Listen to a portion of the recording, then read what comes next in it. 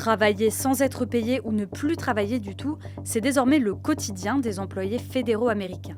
Okay, day one of being furloughed, guys. So I just got an email saying that I've been placed on furlough status. However, during this period, I may be contacted at any time and instructed to perform specific expected work. À l'origine de cette situation, le shutdown, une fermeture partielle de l'administration fédérale américaine déclenchée le 1er octobre dernier. Il prendra fin lorsque le Congrès parviendra à voter le budget et pour le moment, c'est loin d'être gagné. Listen, you're not gonna talk to me. Car d'après le Washington Post, les démocrates refusent de le voter tant que les républicains ne feront pas des concessions sur la politique de santé. Face à cette crise, de nombreux employés fédéraux ont donc décidé de documenter leur quotidien sur les réseaux sociaux. Today, I go into the office to find out if I'm on a furlough because I work for the government. We are furloughed.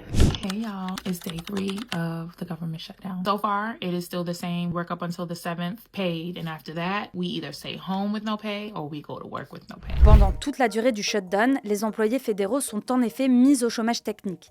Ils ne sont donc ni payés, ni autorisés à travailler, à l'exception de ceux qui exercent une profession jugée essentielle, comme les militaires et les agents de sécurité aéroportuaire qui continuent de travailler, mais sans salaire, précise NBC News. Les militaires bénéficient également d'une exception puisque Donald Trump a ordonné qu'ils soient payés. Alors ce n'est pas la première fois que les États-Unis connaissent un shutdown. Fin 2018 déjà, le pays avait été paralysé 5 semaines, rappelle le New York Times, mais son impact sur les employés fédéraux pourrait être cette fois-ci bien plus grave encore. The president is now taking this opportunity to do permanent layoffs. En effet, selon le Washington Post, l'administration Trump a commencé à licencier des fonctionnaires fédéraux le 10 octobre dernier. Au total, plus de 4000 postes devraient être supprimés. Mais ce n'est pas tout.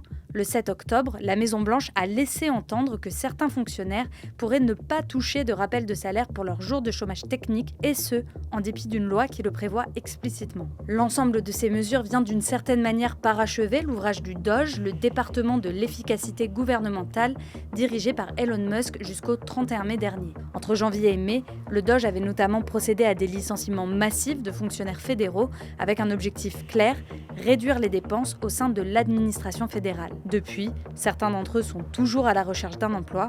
Yesterday marked the official 6 months since I've been laid off from the federal government by the federal government. In those 6 months, I have applied to over 300 jobs and I have gotten none of them. Si l'année 2025 avait déjà été particulièrement dure avec les fonctionnaires fédéraux, souligne USA Today, les derniers mois ne devraient pas offrir plus de répit. Selon un responsable de l'administration Trump cité par le New York Times, l'année devrait s'achever avec 300 000 employés fédéraux en moins.